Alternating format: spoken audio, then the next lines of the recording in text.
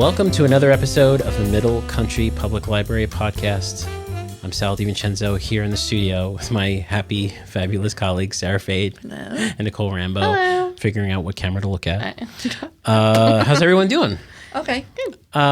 We haven't done this in a long time. Yes. It is a movie chat. So if you are Have we ever done one on camera? No, we haven't. No. Yes. I don't know what extra things I might be able to add to this besides maybe, I don't know, some scenes. I don't know. I don't want to get flagged on YouTube. How that works in an educational situation if I wanted to show a scene. Yeah, I might show some stills while we're talking. But that being said, for those of you who don't know what the movie chats are here on the podcast, this is how it works. Sara, Nicole, or I will pick a film, a movie, ahead of time. We will watch that movie. A lot of times it's movies we haven't seen. Sometimes it's movies that one of us has seen and wants the others to see. Right. And then what we do is we have a chat about it. So there will be spoilers. If you haven't seen the movie we're talking about today, there will be spoilers. Right. And we pretty much, we describe what the film's about, we talk about some trivia, and then we give our reviews on it. Okay? Mm-hmm. So with that being said, Sara got to pick this one. Yeah. And I think you had mentioned this in a previous episode, this film. Mm-hmm. So, Sara, tell everyone who is watching and listening, what movie did you pick this time for this movie chat? Okay, so I did mention this film in a previous episode when we talked about musicals, movies with music. Right. And it's called The Sapphires.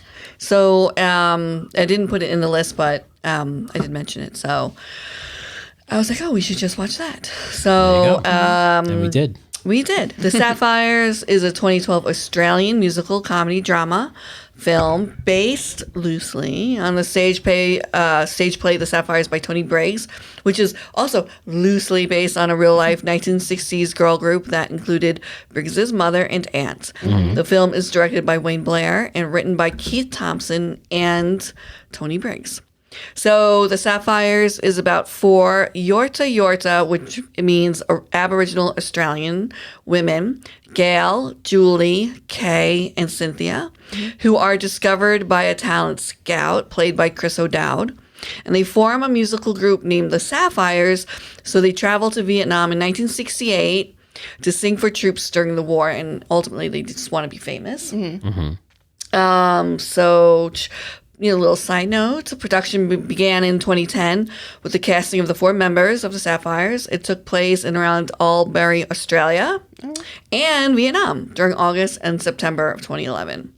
It made its world premiere at the Cannes Film Festival, and it did win some awards. Oh, yeah. It did? Yeah. Oh, but it did have a limited release in the U.S., so it wasn't quite popular here as it was in Australia. Yeah, I think it only made $20 million, right? Yeah, it was a tiny little film, but it was very good. So the plot, in 1968 Australia, Gail and Cynthia head into town to sing at a talent contest.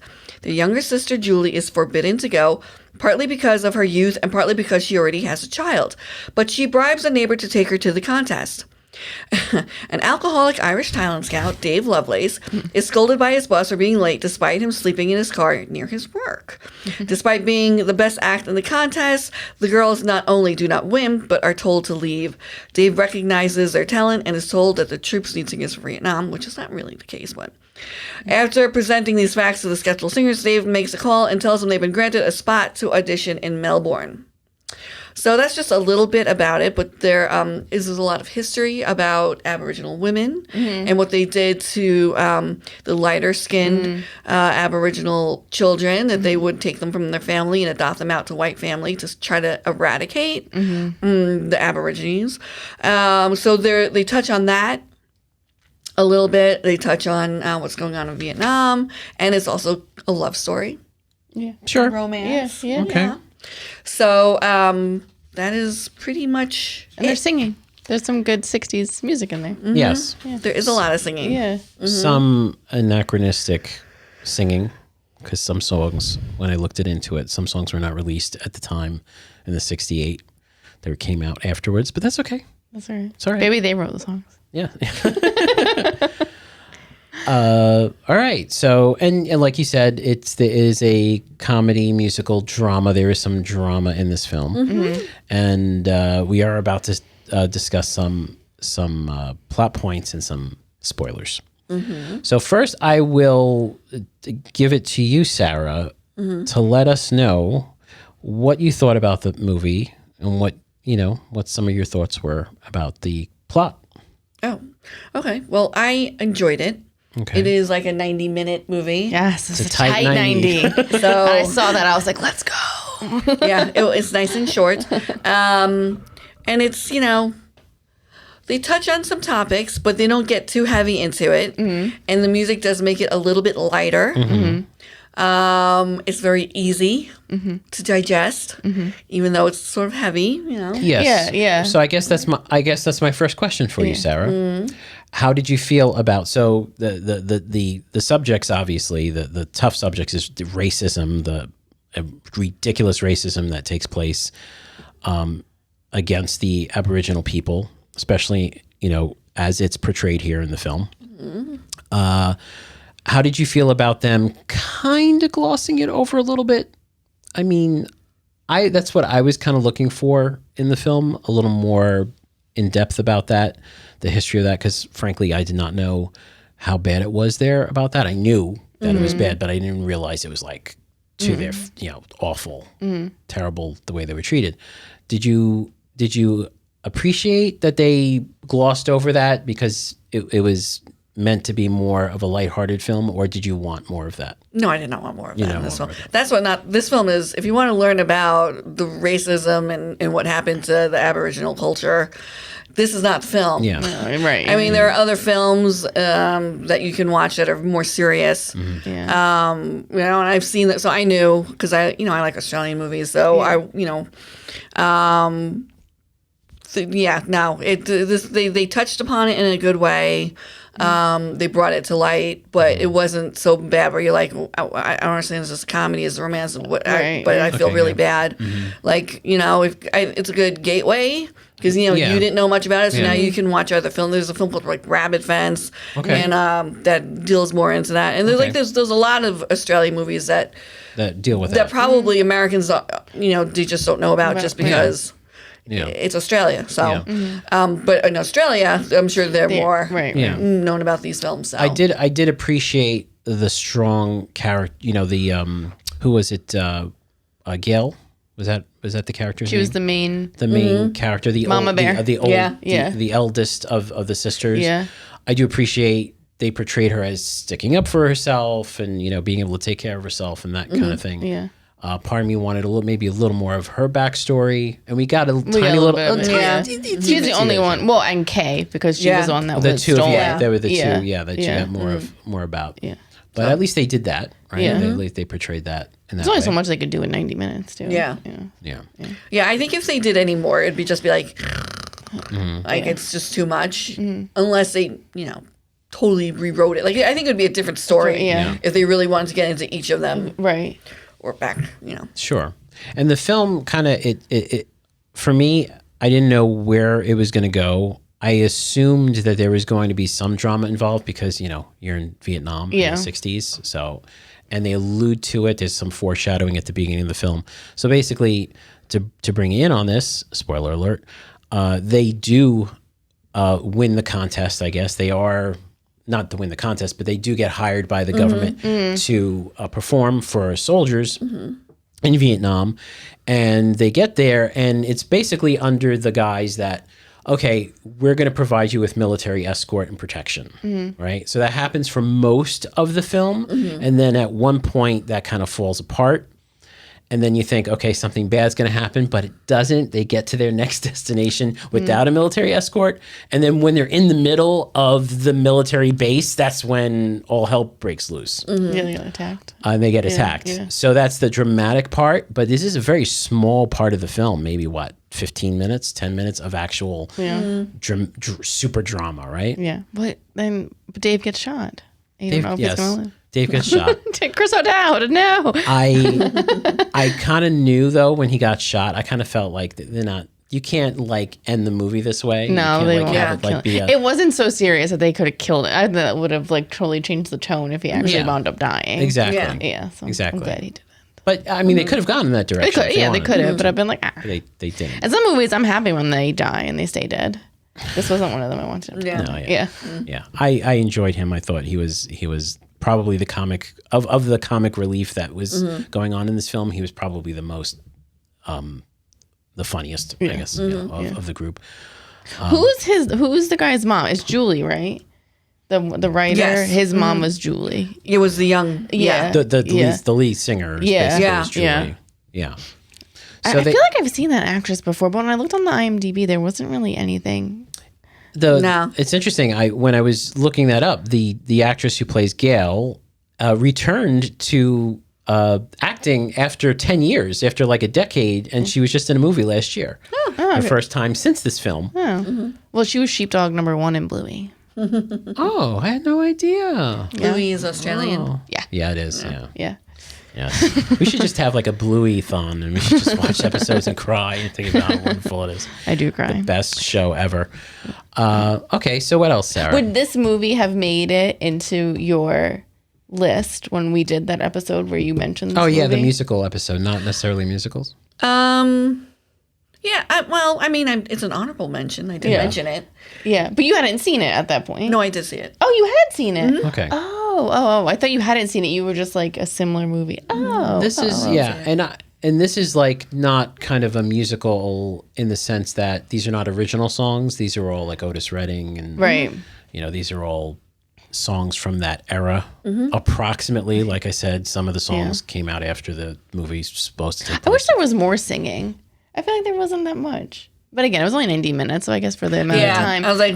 yeah, but I do, like, because they were good performers. Like, I liked when they were singing. Well, one thing that I liked about this movie, that I like about independent movies, particularly, because, never heard of it, didn't make much money, etc. But they were all very good actors and actresses. Oh, yes. Yeah. No, so, sometimes you see movies and they're just terrible. Yeah. It's just terrible. Yeah. But sometimes when you see, not on our side, well-known, they might be well-known in Australia, but, I'm like, oh, they're quite good. Yeah. Genuine, too. Yeah. Like, you felt like, they were really from the heart. Good acting. Yeah.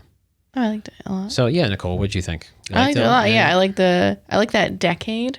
I like the music. I loved the music. I love Chris O'Dowd. He's He's so funny. He's so funny. Yeah. I liked him in the IT Crowd. I liked him in Mauboy. I liked him in Bridesmaids. Is he the meme? Hello, IT department. Have you tried turning it off and on again? Is that him? That's him, right? Yeah. So I'm happy he was in it. Yeah, the acting was good. I thought it was interesting. I'm like, I want to know if that's really what Vietnam was like. It was like crazy. It was like a nightclub. They had like promoters. I was like, is this what was going on? When you want to make money. Yeah, I will say that's the first time I saw it portrayed that way. And it's interesting. I want to ask my father-in-law because he was there, and my uncle too, actually. And what'd they say? No, I have to. Oh, you have to. I want to ask them. Be like, did you have club promoters walking around? Because there was Good Morning Vietnam, which kind of touched on like the social aspect of it, but I don't think. But they were in the town though, so they Saigon. were. They were in Saigon. So they were. It's not like they were in like, I don't know, the bush. You know what I mean? Yeah. So it's like they were in like a legit city. Yeah. So yeah. There's actually, I was flipping through a book yesterday that's being weeded out of the collection, and it's like the century worth of photographs.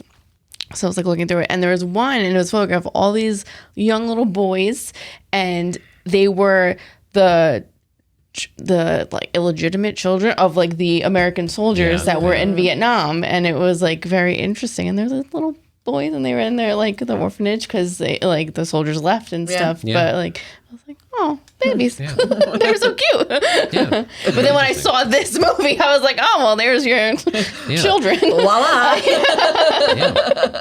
But I was like, oh, it's interesting. I didn't realize that this was once a play. Yeah, it must have been interesting as a play. I could see this actually doing very well as a play, as a musical. Yeah, a jukebox. I guess it would be a jukebox musical in a sense, right? Because they would be using songs from. Is that what they're called? Yeah, I don't know. I don't know. I'm not a musical. Well, jukebox. I guess a jukebox musical would be like one artist, so they would have to pick one artist to it. But so just a couple of things as far as trivia is concerned before I tell you what I thought. Because I know you're interested. Dying to know. It's a chat. We have to chat. Yeah, we do chat. But the song that the girls sing as children, because I kind of like this, and it's repeated throughout the film, was originally a gospel hymn about Moses that has been translated into the Yorta language. and it kind of comes back a couple of times in the film. It's at the beginning of the movie, kind of sets up the history of the group as children, and then it goes back at the very end when she, I guess, gets re-entered into the society and the culture. So the girl who was stolen evidently has been brought up in a predominantly white neighborhood with white, doing Tupperware parties and all this kind of stuff, which I thought was a little kind of over the top stereotype, but I thought it was funny though because that's meant to be though. And then she comes back, and they kind of bring her back with some sort of ceremony or something that's all kind of replaced. But I thought that was kind of interesting. I liked the movie. I watched it with my wife. I liked the movie. I don't think it was long enough. I know that's kind of strange. And I thought the pacing was off a little bit. I liked the musical numbers, but I thought where they were placed and the pacing in between was just, for me, it did not have the rhythm that I was hoping for. That being said, acting fantastic. Some of the scenery the cinematography was really interesting. How they shot some things, especially the dramatic scene where they're pulling away in the helicopter, and it's kind of it's not from his point of view, it's from their point of view, and pulling back, and you kind of see him get shot at the very end, and there's also a scene in the hospital that kind of again, they didn't want to make it too dramatic, but it was a moment of so for me the pacing was just a little off, and I did want to, again, because I did not know I knew about it, but I did not know the extent of the Aboriginal things with that. How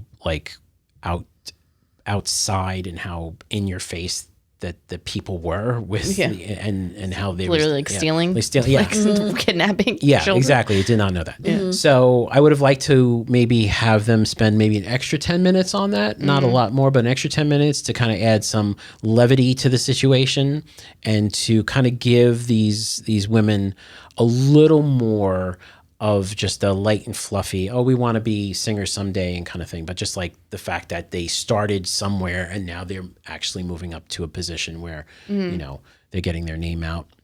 And kudos to the filmmakers who are able to make a film like this. It's a shame that it's not more popular, but it was not more popular. And there was some controversy with the DVD cover. If you look it up on Internet Movie Database, you'll probably get the Chris O'Dowd is prominent, right up front, instead of the girls being right up front. This should have been the other way around. He should have been small, and they should have been big.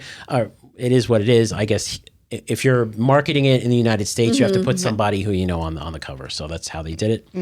But yeah, I would have liked maybe a little more of that backstory. It's kind of like this historical fiction, even though it's based on a true story. I don't like when they say inspired by, because it's there's a little bit of frills and flourishes added to it. But it was enjoyable. I did like the music. And yeah. Well, what did your wife think? Yeah. She liked it. These are up my wife's alley, these movies. This is this is in her wheelhouse. So this was an enjoyable film. She liked it. Yeah. Yes. So we usually do the thing where it's on a scale of 1 to 10, we give it a number. We'll start on that side of the table there. Nicole, what would you give it? 1 to 10?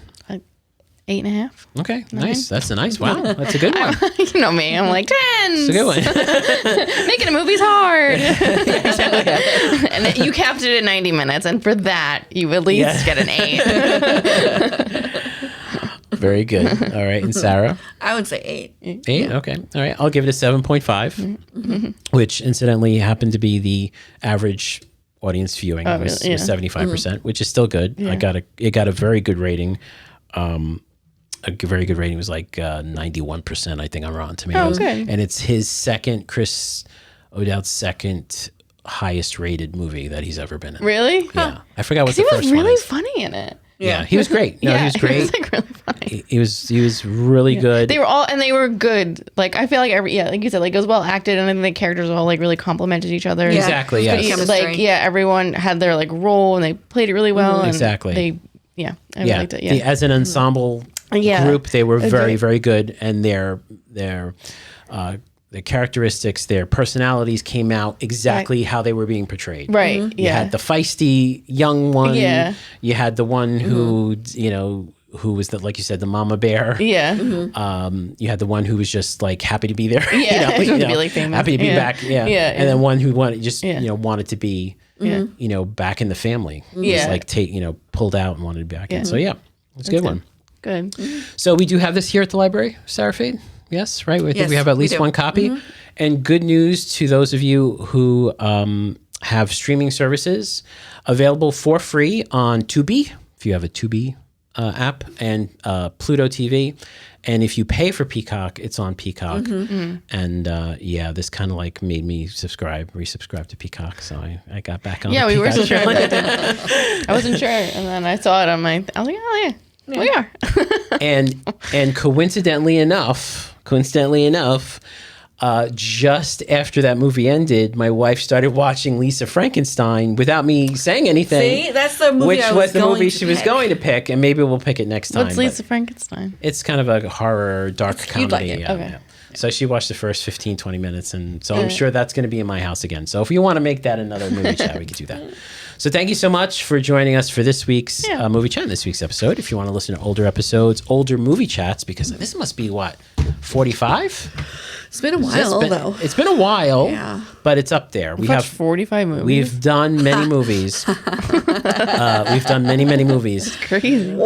So we've had many movie chats. So definitely do a search. If you go to mcplpodcast.com, in the upper right-hand corner, there's a little search box. Type in movie chat, and you'll see all our movie chats. It's very cool, and you can just listen to them and decide whether or not you want to watch those movies. And we have all of them here at the library. That's one thing that we do. If you've already seen it, let us know what you think of the movie. Yep. Yeah, comment below and let us know what you thought of the Sapphires. All right.